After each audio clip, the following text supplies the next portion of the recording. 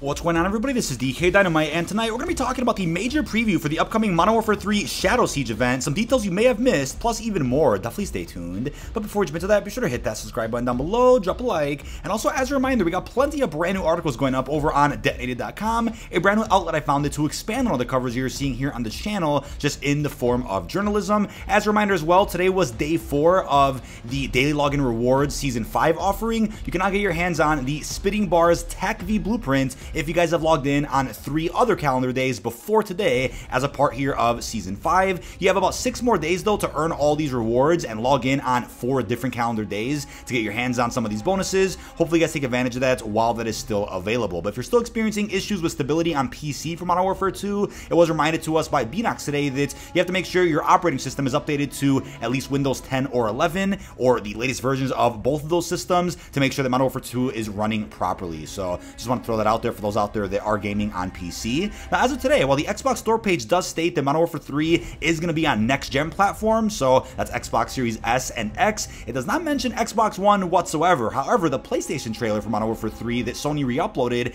does mention the game is available on PS5 and PS4. This probably is all of us looking too deep into this, thinking that the game won't be available on Xbox One, but I'm fairly certain Activision isn't ready to move on from last-gen platforms just yet, since the majority of the community is on some of those platforms. So nothing to worry about as of right now. I doubt they're going to cut off Xbox One or PS4 until at least the next Black Ops game or the title after that in 2025. That's my guesstimate as of right now. But it also appears that with the confirmation of new Modern Warfare 3 merch going up on the COD online shop, I'll have that link down below, there will in fact be a Vault edition of Modern Warfare 3, which to me is kind of surprising since they only introduced us to one weapon vault back during Modern Warfare 2, but at the same time I kind of understand why they only did one. The weapon apparently takes quite a bit of time to make, according to Infinity Ward themselves, and a weapon vault like that kind of only has some value during the beta window, not necessarily at any point post-launch. I think as a follow-up to weapon vaults, it's cool to see weapon builds or the mods like we saw in Koshai Complex, or the universal wraps that just came out with Season 5 within the FR Adventure bundle. That's likely the closest we'll get to weapon vaults in the future for post-launch,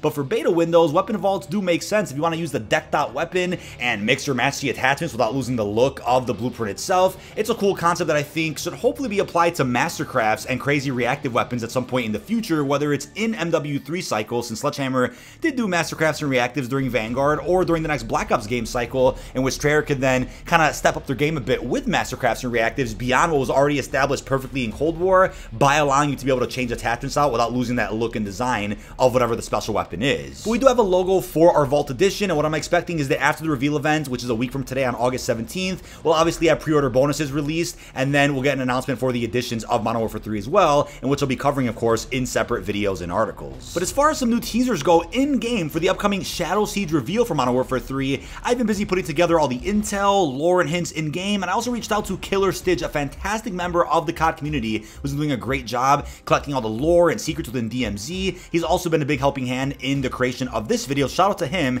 His link is, of course, down below in this video's description. First off, you guys have probably noticed a missile just sitting over by Sati Caves that was added with the Season 5 title update, and then on top of that, there's a ship off the coast of Al Mazrah that got added in, which features a ton more missiles that for some reason are only visible within DMZ. Upon going to that ship in matches of Battle Royale, the missiles just aren't there. So the way I see it, I think narratively DMZ is what's furthering the story for Modern Warfare 2 and eventually the reveal of Modern Warfare 3, whereas BR technically furthers the narrative too, but DMZ exists within Warzone. They're technically one and the same, but they probably wanted to make sure if you wanted to go to that ship in matches of BR or what is it, Mini Royale that they have on Al Mazrah, you're able to do that without having all the missiles in your way, preventing you from getting loot. Who knows if it's just a bug or not, but the recent blog post did confirm that the Shadow Siege event does take place within Warzone in a separate playlist that offers 4-player support. So with being able to spawn in with your loadout in a 4-player squad type of game mode, that obviously means it's not really DMZ, since DMZ doesn't offer 4-player support at all, even though the Season 5 blog post did list the 2023 reveal event underneath the DMZ portion of the Warzone section of that blog post. That's why I was like, wait a second, rumors earlier suggested that the mode would take place in DMZ. We have it listed under the DMZ category of the blog post, so is it a DMZ playlist? Apparently it's not, but maybe it's something really unique that isn't either BR or DMZ at all, but a very unique one-off type of experience, allowing you to spawn in with 4 players on your team and your loadout, but it's technically a DMZ type of objective playlist, which is different from what we've seen before in other reveal events that we've had within Warzone, whether it was the one for Cold War or even Vanguard. Now, when you we look at the bunker door under Zaya Observatory, which obviously looks suspicious, Konni apparently has a plan to destroy the entrance according to the latest intel. So Task Force 141 and Shadow Company are going to end up working together to hopefully prevent missile launches that'll burst open this door. Konni's plan isn't to destroy Zaya Observatory, just to gain access to it, which is obviously a heavily guarded location by Al-Qatala. So based on the Season 5 cinematic cutscene, Graves ends up pointing out that with the 5 missile containers that are on that ship, they are destined for different points of interest on Al Mazrah. We then got a text message from the Makarov burner number, which confirms which locations Konni is likely going to be at with missiles. But then in the DMZ faction mission, you only place beacons on 2 of the missiles aboard that cargo ship, meaning there's likely only going to be 2 different missile launches during the events of Shadow Siege. We may just have to secure multiple SAM sites beyond just the 2, even though there's only 2 missiles, because those might be a part of other objectives in which you can earn different rewards as a part of Shadow Siege. We'll get back to that later in this video as well. It also looks like, based on some of the text messages we've all been receiving from that burner number, that SAM sites are going to play a role in this event as well. And we've already seen SAM sites through DMZ contracts, being able to take control of them while defending that site against waves of Al-Qatala. So what might end up happening in the event is we're trying to take control of SAM sites to prevent Konni's missile strikes, and in doing so, waves of Konni soldiers start pushing us at these SAM sites wherever they're located on Al Mazrah, whether it's the ones we've already seen in contracts or other exclusive locations. We're going to be dealing with that. Now, I do think it's really likely, though, that we end up defending one SAM site inside of the Shadow Siege event, and we face off against Konni soldiers. The SAM site then prevents one of the missiles from locking onto Zaya Observatory, but then we end up failing, and this is on purpose, by the way, where another missile gets set off from somewhere else. It hits Zaya Observatory, opening that bunker door. Konni then goes inside, and we have another objective to then go and maybe try clearing out Zaya Observatory, looking in that secret bunker as to what Konni was so interested in. Apparently, it is some type of lethal form of gas that's the deadliest known to date, and we're not sure what that exactly means. Could it be zombies related? Could it be something related to Ethereum or Nova 5? They're after something. According to Ashika Island intel, whatever is inside that bunker is very, very important, right? The Al Mazrah DRC, so to speak, the secret bunker that has more than meets the eye in it, and I'm really curious what's in there. But the thing is, looking at the teaser images for the Shadow Siege event, it looks like Konni ends up being successful with whatever this chemical weapon attack is, because look at the image itself, there's red everywhere. So it could just be some crazy poisonous gas and kind of fitting the theme of red that Modern Warfare 3 is going with, or it could be setting up whatever the new Outbreak Zombies mode is rumored to be, that maybe features some type of DMZ Zombies hybrid experience with this new form of lethal gas that Konni desperately wants their hands on for whatever reason. Now, to build on this, the recent blog post about Modern Warfare 3 does provide even more details about what's going to be happening during Shadow Siege. So first off, we have an exact quote from Graves himself, who ends up saying, "This is an airborne to ground assault of the Konni-occupied Zaya Observatory." So it looks like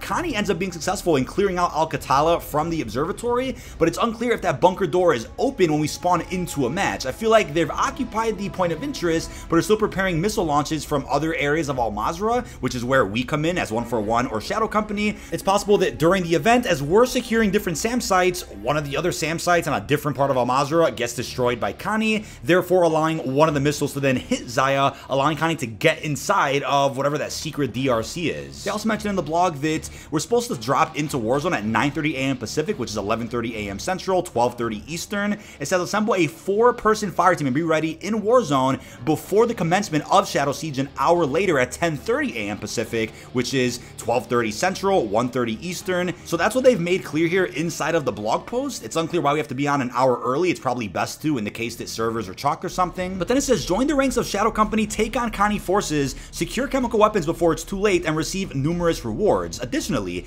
expect to view the full review of Modern Warfare 3, complete additional objectives in Operation Shadow Siege to claim further items, such as a new base weapon, which as of right now is rumored to be the M13C assault rifle, all immediately available in MW2 and of course Warzone, and eventually MW3 thanks to the carry forward feature. So it looks like we might be able to go in and have one primary objective, which will then commence the reveal of the gameplay trailer for MW3, but then if you choose to do side objectives, maybe in other points of interest dealing with SAM sites, missile launches, Konni waves, then you'll be able to get additional rewards. So it's going to be a very interactive and unique reveal event overall that isn't as linear as some of the previous reveal events have been for games like Cold War, for games like Vanguard, and even the Verdansk 84 transition, which featured the nuke event and the zombie outbreak. This is going to be a much different event from all of those that have took place in Warzone 1, and I'm really looking forward to that. But that is about it. This has been DK Dynamite. Leave our thoughts down below in the comment section. What are your thoughts lots of new details in regards to the Shadow Siege live event inside of Warzone 2. What are your thoughts on the brand new lore and some of the details? And could it connect the zombies? Really hope you've enjoyed, and peace out, everybody.